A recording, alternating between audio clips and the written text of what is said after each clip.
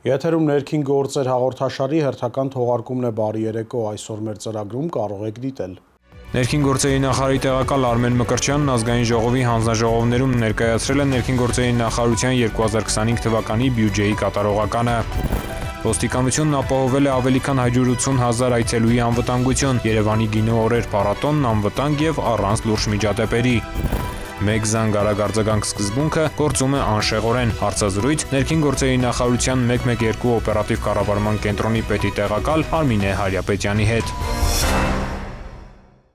Ներքին գործերի նախարարությունը ներկայացրել է 2025 թվականի պետական բյուջեի կատարման տարեկան հաշվետվությունը։ Ըստ ներկայացված տվյալների համակարգում շարունակվել են բարեփոխումները, աճել է ոստիկանության նկատմամբ հանրային վստահությունը, նվազել հանցավորության մակարդակը։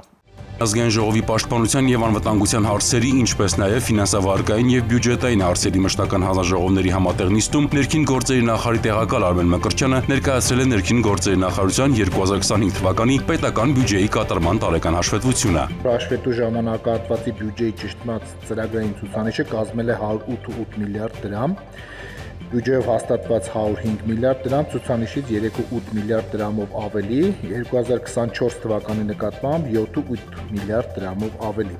որից ընթացիկ ծախսերը կազմել են 102 միլիարդ, իսկ կապիտալ ծախսերը 6.8 միլիարդ դրամ։ Ֆինանսական ցուցանիշներին զուգահեռ ներկայացվել են նաև նախարարության իրականացրած բարեփոխումները, անվտանգության ոլորտում արձանագրված արդյունքներն ու ծառայությունների զարգացմանն ուղղված աշխատանքները։ 2025 թվականը ներքին գործերի նախարարության համակարգի համար նշանավորվել է մի շարք կարևոր ձեռքբերումներով։ Հայաստան-Եվրամիություն համագործակցության շրջանակում ներքին գործերի նախարար Արփինե Սարգսյանը որպես հայկական կողմի գլխավոր բանակցող պաշտոնապես ստացել է Հայաստան-ԵՄ վիզաների ազատականացման գործողությունների ծրագիրը։ Արմեն Մկրտչյանի խոսքով շարունակվել է ոստիկանության նկատմամբ հանրային վստահության աճը, ցուցանիշը 61%-ից հասել է 68-ի, միաժամանակ հանցավորությունը նվազել է 3.2%-ով, մշակվել եւ շրջանառության մեջ է դրվել հանցավորության կանխարգելման ռազմավարությունը։ Ոստիկանության բարեփոխումների կարևոր փուլերից մեկը ոստիկանության գվարդիայի գործարկումն էր, որը ամբողջացրել է համակարգի վերափոխման առանցքային ուղղությունները։ Արդյունքներ են գրանցվել նաև բարեկային ծառայության գործունեության շրջանակում։ 2025 թվականի ընթացքում բարեկային ծառայության կողմից հայտնաբերվել եւ բացահայտվել է հանցագործության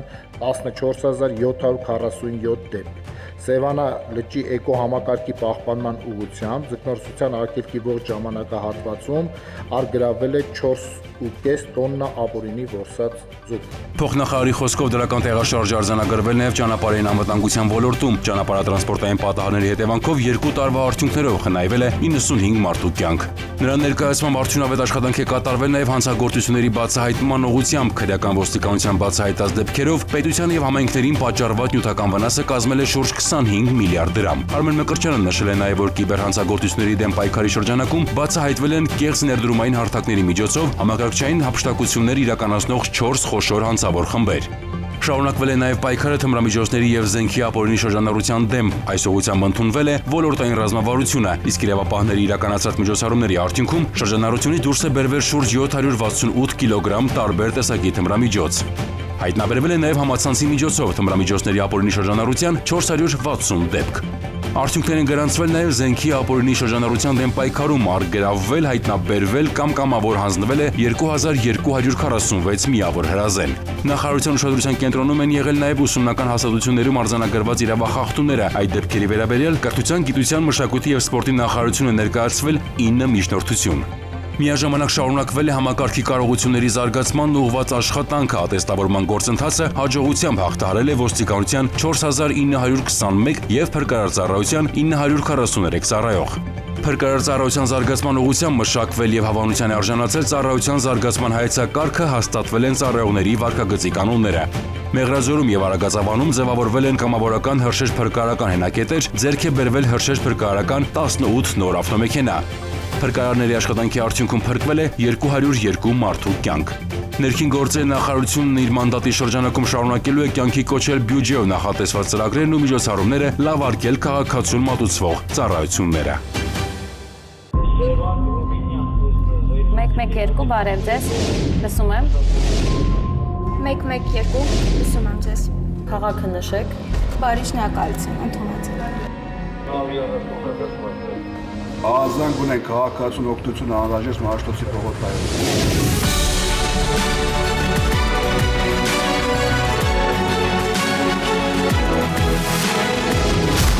2, 1 զանգ,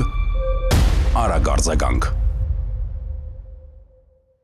Հունիսի 5-ից 7-ը անցկացվել է Երևանի գինու օրեր հոբելյանական 10-րդ ամենամյա փառատոնը, որը համախմբել է աննախադեպ թվով այցելուների, ինչպես Հայաստանից, այնպես էլ արտերկրից։ Միջոցառման անվտանգությունն ապահովել է ներքին գործերի նախարարության ոստիկանությունը, ուժեղացված ծառայության արդյունքում որևէ լուրջ միջադեպ կամ ծանր հետևանքներով պատահար չի արձանագրվել։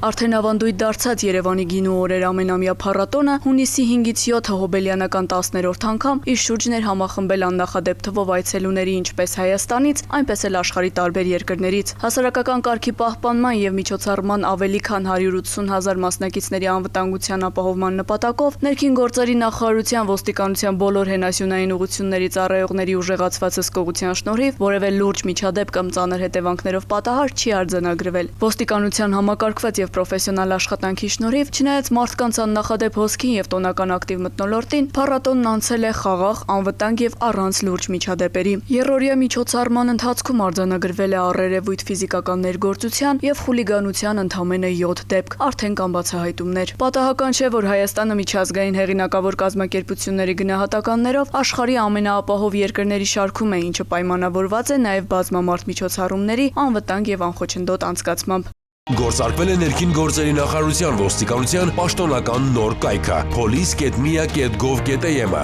Ժամանակակից սկզբունքներով եռալեզու կայքը համապատասխանում է Հայաստանի Հանրապետության հանրային ծառայությունների թվայնացման սկզբունքներին, գործում է անպայման տիրույթում, արագագործ է եւ ծավալուն։ Տեխնիկական լուծումների արդյունքում կայքում գործում է նաեւ Եվրոպական միության ստանդարտներին համապատասխան ալգորիթմ, որի շնորհիվ այն հասանելի է նաեւ սահմանափակ կարողություններ ունեցող անձանց։ Կայքը հասանելի կլինի որոնման տարբեր համակարգերով, այլ երկրներում, ինչպես նաև հարմարեցված է տարբեր սարքավորումների էկրանների չափերին։ police.mia.gov.am-ը համահունչ է ներքին գործերի նախարարության ոստիկանության օպերատիվ գործառույթներին։ Ներքին գործերի նախարարության ոստիկանությունը շարունակում է հետևողական վերահսկողությունը ճանապարհային երթևեկության անվտանգության ապահովման նպատակով։ Բարեկային ծառայությունը մշտադիտարկում է երթևեկությունը առանձնահատուկ ուշադրություն դարձնելով երկրորդ շարքում կայանված մեքենաներին, որոնք հաճախ դառնում են խցանումների պատճառ։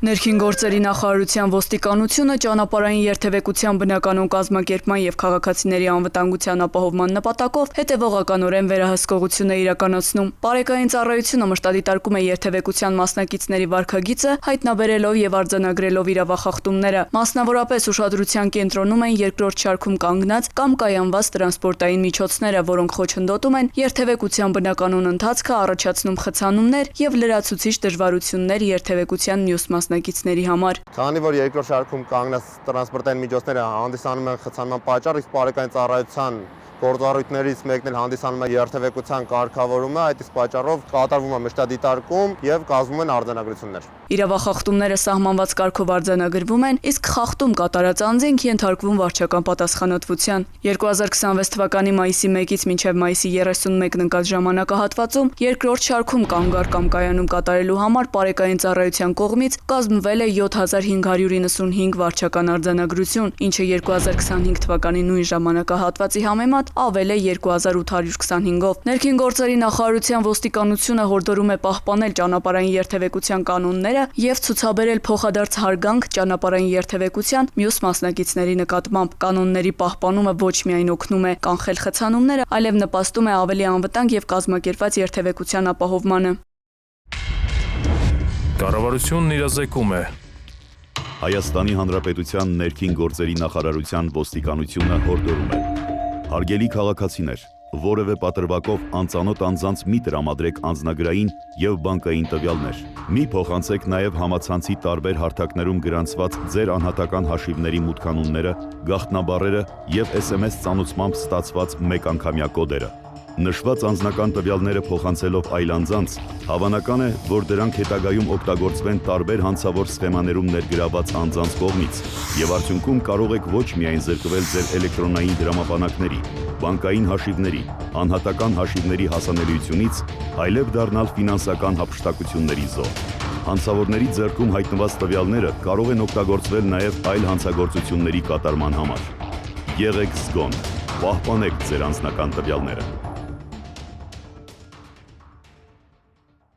112 օպերատիվ կառավարման կենտրոնի ներդրումից հետո ինչպես է գնահատվում աշխատանքի արդյունավետությունը, ինչ փոփոխություններ են գրանցվել արձագանքման գործընթացում եւ որքանով է գործնականում արդարացնում մեկ զանգ արագ արձագանք սկզբունքը։ Հարցեր, որոնց պատասխանները տվել է 112 օպերատիվ կառավարման կենտրոնի պետի տեղակալ Արմինե Հայրապետյանը։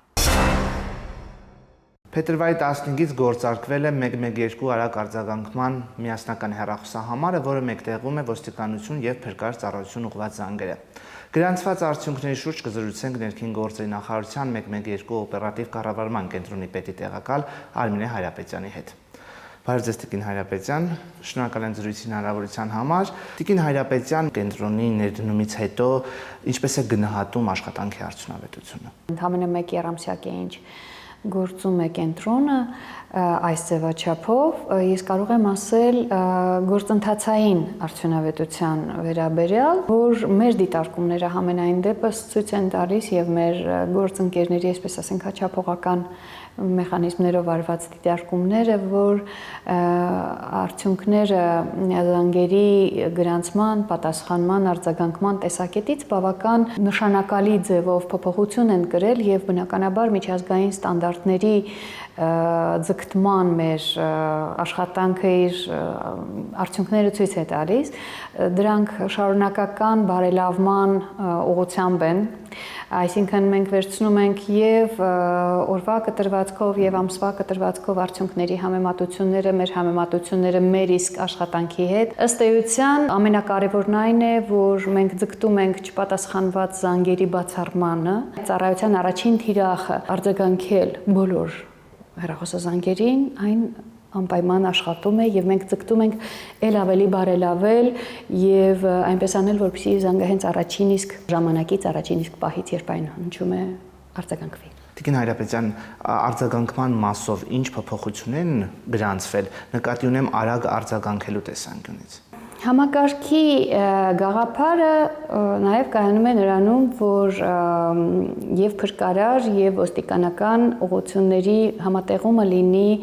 մեկ զանգի մեջ, ինչը նշանակում է, որ անհրաժեշտությունը երկու տարբեր ծառայությունների կարող է ծագել հենց միևնույն ահազանգի մեջ եւ համապատասխան ոստիկանական կառույցները եւ համապատասխան փրկարարական ուժերը իրենք միաժամանակ են ահազանգին արձագանքում ըստ էության օպերատորի անմիջական հենց ուղղորդման միջոցով։ Սա արդեն իսկ առաջին կարևորագույն ցուցիչներից մեկն է։ Այսինքն կարող ենք ասել, որ մեկ զանգ արագ արձագանք սկզբունքը գործնականում արդարացրել է։ Միանշանակորեն արդարացրել է, քանի որ զանգի պահին արդեն, երբ մենք ունենք բնականաբար կան այդ չափորոշիչները, թե ինչպես պետք է հասկանալ ովքեր են ինտեգրվում, այդ գործընթացը տեղի ունենում անմիջապես մեկ զանգի մեջից եւ միաժամանակ ոչ թե սպասում է քաղաքացին, թե այ հիմա ձեզ կպատասխանեն ոստիկանական կողմից կամ փրկարարական կողմից, նման խնդիր չկա, այլ ահազանգի ստացման պահին մենք արդեն գիտենք, թե որ ուժերն են գնալու եւ դա կտրուկ, միանշանակ բավական կտրուկ կրճատում է արձագանքման ժամանակը։ Տիկին Հայրապետյան, ինչ բնույթի զանգեր է ստացվում կենտրոնում, հաշվի առնելով, որ դուք խոսեցիք զանգերի բնույթից, եւ ինչպես եք կարողանում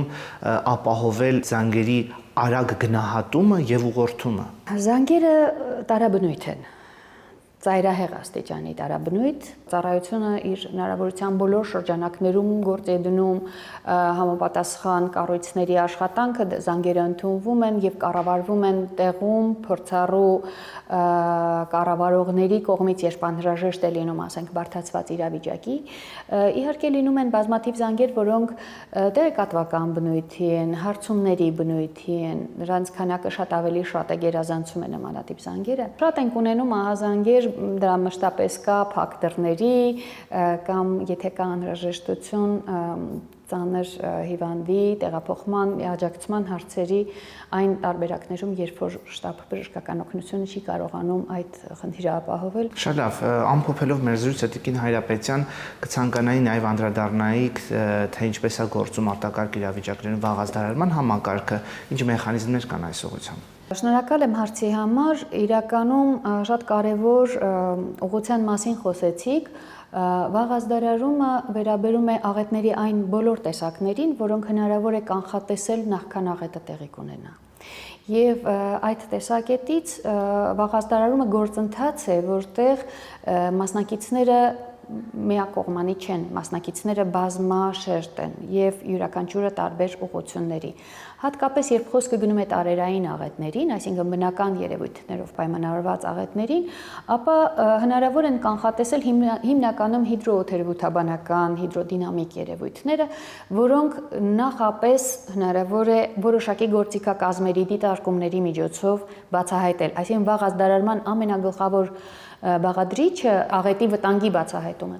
Երբ որ մենք ունենք այս վտանգի բացահայտումը եւ այն արդեն հաղորդվել է եւ այստեղ անմիջապես բնականաբար պետք է շեշտվի մեր համագործակցությունը մեր մյուս գործընկերների հետ, օրինակի համար շրջակա միջավայրի նախարարության մեր գործընկերները հայ հիդրոմետծառայության դեմքում նրանք նախապես տեղեկագրեր են հաղորդում, ուղարկում, որի հիման վրա մենք իրազեկում ենք իրականացնում հանրային իրազեկում ըստ կարևորության աստիճանի։ Բնականաբար այս վաղազդարարման համակարգի այդ առանձին բաղադրիչների մեջ, ինչպես ասացի, նախ բացահայտումը, ապա բացահայտումից հետո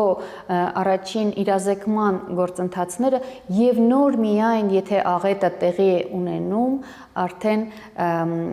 ազդարարումը կամ աղետի տեղի ունենալուց հետո արդեն այն գործառույթները, որոնք պետք է հանրային կերպով իրականացվեն։ Ասեմ, որ օպերատիվ կառավարման կենտրոնի գործիքակազմի ներքո հանրային իրազեկման եւ ազդարարման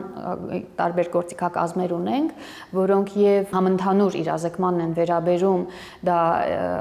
մեր օպերատորների հետ համագործակցության արդյունքում համատարած կարճ հաղորդագրությունների, այսպես ասած, SMS-ների տարածման ձևաչափով մարդիկ գիտեն հավանաբար արդեն, որ պարբերաբար ստանում են օրինակի համար ամառային սեզոնին, օրինակ Սևանալճում լողային սեզոնի հետ կապված են ստանում երբեմն հրդեհային, անտառային եւ բուսածածկ տարածքների հրդեհների պարագայում կարող են ստանալ դարձյալ զգույշ լինելու եւ անհրաժեշտության դեպքում օգնության, այսինքն այստեղ կարեւոր է այն, թե ինչ անել, ինչ չանել եւ լինելու պարագայում ինչպես արձագանքել կամ ինչ անել այդ դեպքում։ Սա է հիմնական ուղերձների գաղափարը եւ ինչ խոսք նաեւ մենք ունենք ազդարարման այն մի ահռելի չափաբաժինը, որը Աստված մի արածց է աղետի դեպքում նրա իրական վտանգի արկայության դեպքում իրազեկվում է, ազդարարվում է յուրաքանչյուր համայնք ընդհանուր մինչև վերջին համայնքի պատասխանատուները մենք ամսական կտրվածքով թարմացնում ենք մեր մարզերից եկող տեղեկատվությունը այն հանձնաժողովների, որոնք արտակարգ իրավիճակների ժամանակ պատասխանատու են մարզում տվյալ գործընթացները կամ համայնքում տվյալ գործընթացներն իրականացնելու համար, եւ դա որոշակի թվով մարդկանց ցուցակներ են, որոնք եւ զանգով կարող են իրազեկվել եւ առանձին համակարգում, առանձին գործող համակարգ կա, որը օպերատորների հետ կապ չունի, դարձյալ կարճ հաղորդագրության մեկ հպումով, մեկ կոճակի հպումով իրենք տեղեկացում են ստանում համապատասխան աղետի, վտանգի եւ գործողությունների այդ կարճ գաղափարի վերաբերյալ։ Շնորհակալ եմ Տիկին Հայրապետյան։ Ես եմ շնորհակալ։ Հիշեցնեմ, զրուցում ենք ներքին գործերի նախարարության 112 օպերատիվ կառավարման կենտրոնի պետի տեղակալ Արմինե Հայրապետյանի հետ լավ մնացեք, կհանդիպենք։ Կառավարությունն իրազեկում է։ Կասկածելի անձանց եւ կազմակերպությունների միջոցով մի ստացեք եւ մի փոխանցեք դրամական միջոցներ։ Հարգելի քաղաքացիներ, ներքին գործերի նախարարության ոստիկանությունը հորդորում է դրսևորել առավելագույն զգոնություն, երբ անծանոթ անձինք հորդորում կամ խնդրում են իրականացնել դրամական միջոցների ընդունում եւ փոխանցում։ Ձեռնպահ մնացեք կասկածելի գործունեություն իրականացնող հիմնադրամների կամ կառույցների միջոցով դրամական որևէ փոխանցում ընդունելուց կամ կատարելուց։ Այդպիսի փոխանցումների հետևանքով կարող եք ոչ միայն ֆինանսական կորուստներ ունենալ, այլև ձեր կամքից անկախ դառնալ հանցավոր շղթայի մի մասը։ Եղեք զգոն եւ չեք դառնա զեղծարարության զոհ։ Մեր թողարկումն ավարտվեց, կհանդիպենք հաջորդ շաբաթ։ Ցտեսություն։